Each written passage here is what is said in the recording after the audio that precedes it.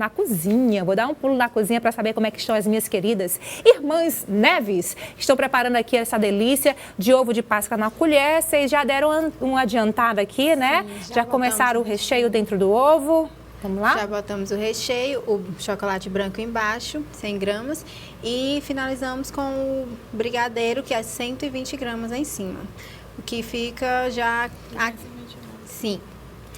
Já no ponto só de a gente finalizar depois, sim, né? Mostrar já, montar a nossa cobertura, não é nem recheio, na verdade, é a cobertura do nosso ovo, né? Daqui a pouquinho a gente... Ai, gente, e o cheirinho de chocolate? Ai, que maldade, viu? Tô salivando. Já eu vou aí pra gente provar também. Mas agora a gente vai falar, você sabe que hoje, dia 7 de abril, é o Dia Mundial da Saúde, né? E a gente preparou uma matéria especial com o repórter Christian Souza. Meu querido Christian, um beijo pra você estreando aqui no nosso Tem de Tudo.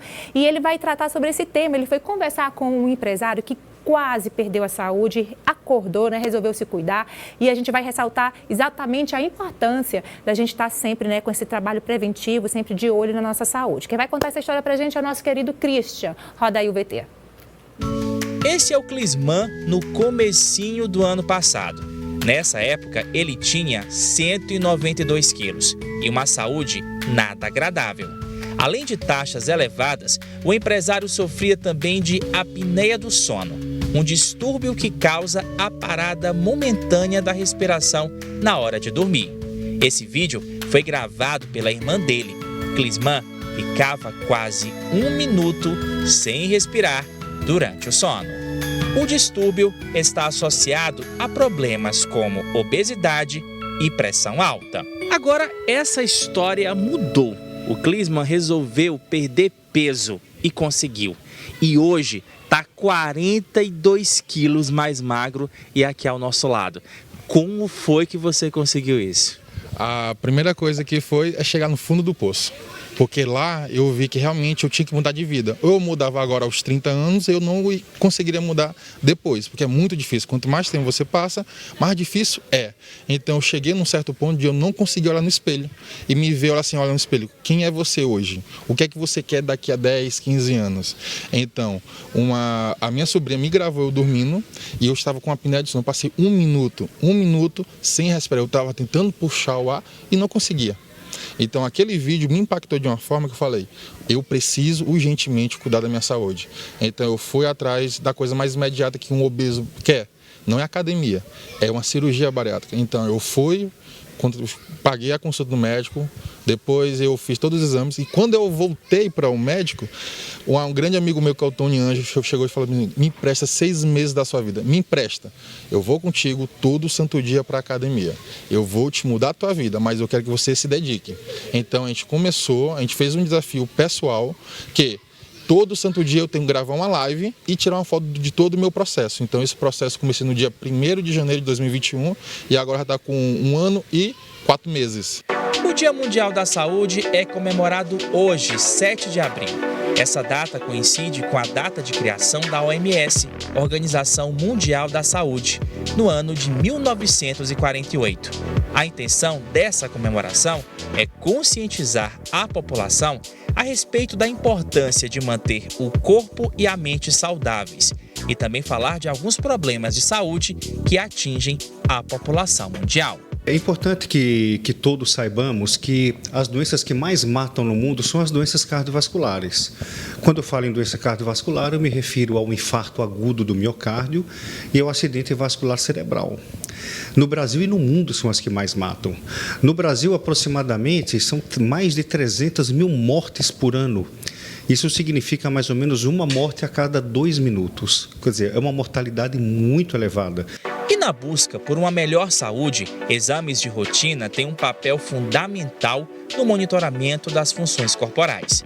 A partir de um acompanhamento médico constante, algumas patologias podem ser identificadas ainda no início, oferecendo melhores chances no tratamento. O importante é identificar fatores de risco, porque a maioria deles são assintomáticos. Por exemplo, você pode ser portador de hipertensão arterial, pressão alta e não saber, porque ela é uma doença que não dá sintomas.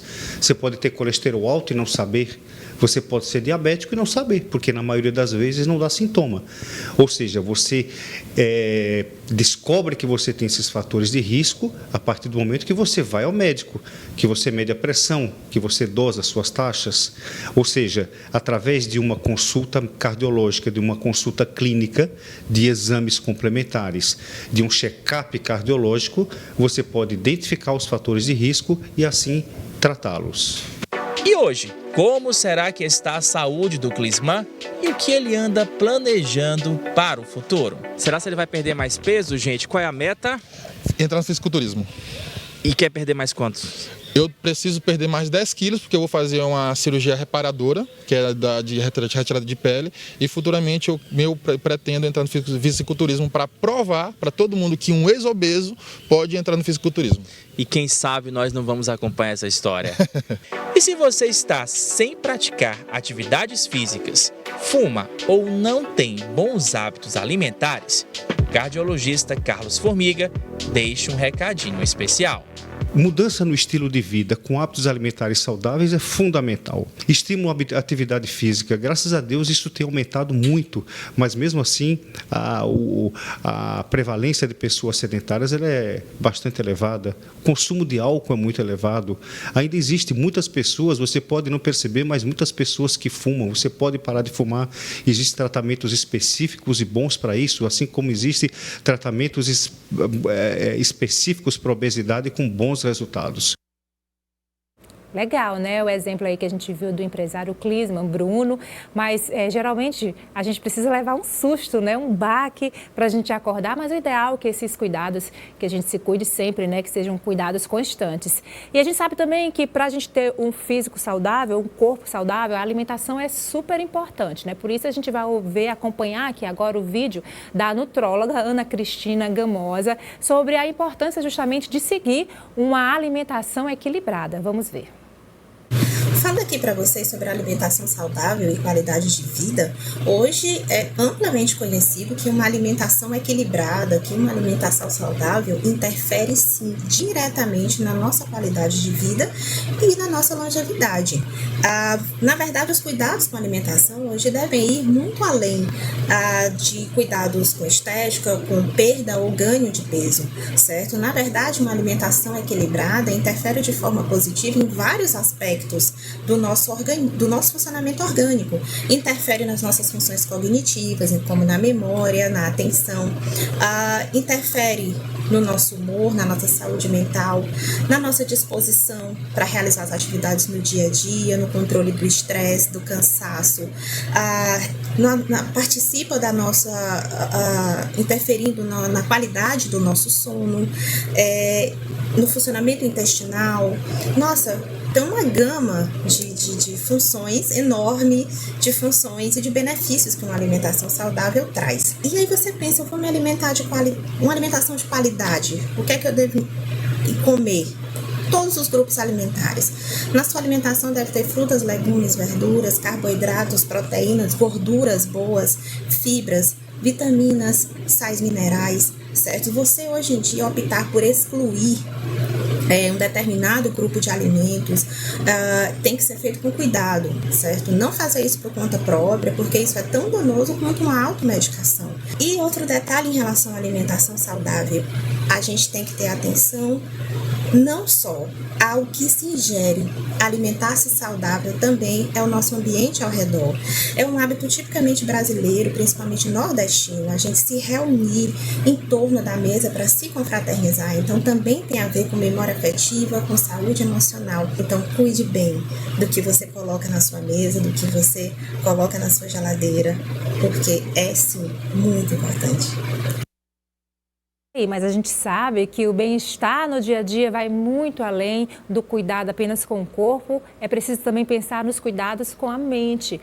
Com o aumento aí da quantidade de informações que a gente recebe todos os dias, as tarefas que dependem cada vez mais da nossa atenção constante, crescer também o número de pessoas que estão mentalmente esgotadas. São muitos os desafios, né? E é justamente para a gente falar mais sobre esse assunto tão importante que a gente está recebendo agora aqui em nosso estúdio o psicólogo Elton Pereira, ele que é especialista cognitivo, né, comportamental, não é isso? Isso. Seja bem-vindo, Elton. Bom dia, que é o nosso Tem de Tudo. Shirley, muito bom dia, tá? Bom dia também a todos que nos acompanham, né? É uma data bem simbólica, né? Sim. É Dia Mundial da Saúde, é Dia do Jornalista também, né? Então, desde já, meus parabéns. Obrigada. E parabéns também para todos os profissionais que nos acompanham, né? A gente acompanhou aí ao longo da reportagem vários especialistas, né? Falando, dando ali o seu posicionamento para poder a gente até entender melhor o porquê dessa comemoração, né? Do Dia Mundial da Saúde. E agora a gente vai aqui falar de saúde mental, né? E que bom que a gente está tendo essa oportunidade, né? E um tema tão frequente diante de tudo que a gente vivenciou. Sem dúvida, Elton. Eu acho que, eu não temo em dizer que esse é hoje o grande desafio, né? As pessoas já estão, de certa forma, já aprenderam a cuidar mais do corpo, ter essa atenção com a saúde, mas essa questão da saúde mental preocupa muito e a gente sabe que é preciso que haja um equilíbrio entre tudo isso para que você seja realmente saudável, né? Principalmente nesse momento agora que a gente saiu aí de um período de pandemia, que a gente viu que cresceu o número de casos de ansiedade, de depressão. Como é que você vê esse momento que a gente está vivendo, hein, Elton? Sim, no ano de 2019, né, a própria Organização Mundial da Saúde, ela já trazia para a gente dados, pesquisas, né, que colocavam lá o Brasil como o país mais ansioso do mundo, né? E aí a gente sabe que com tudo que a gente vivenciou, esses mais de 2 anos de pandemia, né, que na verdade a gente nem esperava que se estendesse por todo esse tempo, né, tem causado sim grande prejuízo à saúde mental da população. E eu acho que se faz cada vez mais presente, tem essa necessidade, né, da gente falar sobre esse tema, né, e que bom que a gente está tendo esse momento aqui de levar essa informação para a população. Por mais que a própria pandemia, ela facilitou, né, esse acesso a esse tipo de cuidado, a cuidar da nossa mente, a cuidar da nossa saúde mental, a população ela ainda é muito carente de informações, né? Até hoje eu me deparo com situações dentro da minha prática clínica, onde as pessoas chegam lá para saber qual é o papel do psicólogo. Olha, eu vim aqui para conhecer. O que a terapia tem a me oferecer? Por que as pessoas falam que é tão importante, né? Olha, você falou aí, hoje é o Dia do Jornalista, e eu acredito que, assim como para todos os profissionais, esse momento de pandemia, né, do mundo inteiro eu estou falando aqui, foi um momento de maior desafio para todo mundo. Para a gente também foi um desafio muito grande, porque as pessoas estavam em casa, isoladas, queriam saber o que estava acontecendo no mundo, mas não queriam ouvir mais notícias. E a gente tinha que relatar o que estava acontecendo, né? Não era um momento fácil, não era um momento, né, agradável da gente contar, mas a gente tinha que exercer o nosso papel. Então as pessoas, né, estavam nesse clima querendo saber, mas com medo do que estava acontecendo. E como fazer? A gente sabe que existe, né, um volume muito grande de informações que chegam até essas pessoas. Existe também a questão das fake news que acabam atrapalhando, deixando as pessoas ainda mais assustadas. O que fazer para tornar essas notícias que chegam, não só agora na questão da pandemia, porque a gente já está saindo desse período, mas as informações do dia a dia. A gente sabe que a vida é difícil, a gente encontra muitas dificuldades, a gente tem muitos casos de violência acontecendo. Como fazer para diminuir os impactos de tudo isso? Sim, inclusive até como você colocou, né? Vocês também, enquanto profissional, atuaram nessa linha de frente, né? Onde tiveram que, mesmo naquela situação ali de insegurança, de medo, vocês tiveram que enfrentar tudo isso para levar a informação, né? As pessoas que estavam ali, principalmente no início, sem entender o que estava acontecendo, né? Quais são as medidas de segurança que eu tenho que adotar a partir de então. E aí, quando você me questiona, né, de que forma que a gente deve se comportar, como que eu consigo lidar melhor, né, com esse acesso às informações para que eu consiga também não prejudicar a minha saúde mental, não elevar os meus níveis de ansiedade e aí a gente leva em consideração também a evolução dessa ansiedade para outras patologias, né? Então, a orientação, ela segue muito o que a gente defendia lá no início de todo esse processo que a gente vivenciou, né? A gente tem que sim dedicar ali um horário do nosso tempo, né, do nosso dia para que a gente possa se atualizar, afinal de contas, não tem como a gente ficar alheio a tudo isso, né? A gente tem que entrar em contato com essas informações até para que a gente consiga também se cuidar melhor, se proteger, né? Mas que a gente não acabe entrando por caminhos onde sempre eu vou estar buscando essas informações, entrando em contato a todo tempo. Tem pessoas que estão lá em um determinado momento, né, da rotina dela e ela se expõe à mesma notícia várias vezes, né? Então, todo aquele cenário lógico que a gente agora está vivenciando uma fase de mais tranquilidade, né?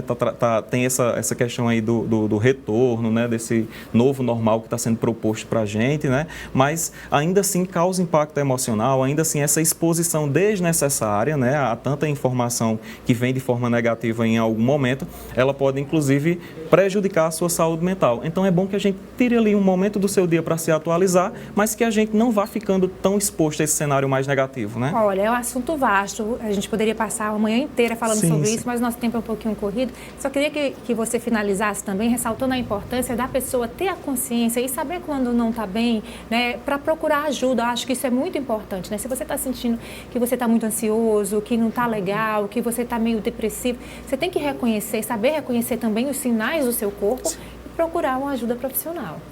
Nossa, Shirley, muito importante isso que a gente está falando, né? Porque, veja, complementando tudo que a gente já colocou aqui, todas as pesquisas novas que estão saindo a respeito dos impactos desse cuidado da nossa saúde mental, não só ligado à pandemia, mas eu acho que tudo o que aconteceu fez com que a gente ficasse mais atento, que a gente entendesse que é importante sim cuidar da nossa saúde física, da nossa alimentação, de todas as outras áreas, mas que a cabeça ela está acima de muita coisa, né? Ela está ali gerenciando todas essas outras áreas. Então, por mais que eu direcione um determinado cuidado para alguma dessas áreas e não cuide da minha saúde mental e não tenha essa mente trabalhada, como a gente chama, né, não vai servir de muita coisa, né? Então, que as pessoas elas fiquem atentas, como eu estava falando, todas as pesquisas recentes, elas mostram os impactos de tudo que a gente sofreu em relação aos aumentos dos níveis de ansiedade, de depressão, angústia, tristeza, a própria informação que mais nos assusta, que é a questão do aumento do número de suicídio também da população, né? Então, tudo isso faz com que a gente acenda ali um alerta para que a gente se observe melhor, para que eu procure ajuda, né? Não se sinta sozinho, compartilhe como que você está se sentindo, observe também se em algum momento alguma coisa da sua rotina mudou que lhe chama a atenção e procure ajuda. Tá certo, doutor Elton. Adorei nossa conversa aqui, tá bom? Você que está em casa pode rever o conteúdo no CV Play, né, no site da cidadeverde.com. É um assunto vasto, né? Sim. Mas agradeço imensamente, né? Acho que deu pra gente ajudar quem está em casa. Tem que ter o equilíbrio, né, entre corpo e mente. Sim. Obrigada. Eu que agradeço pela oportunidade, tá? Tá certo.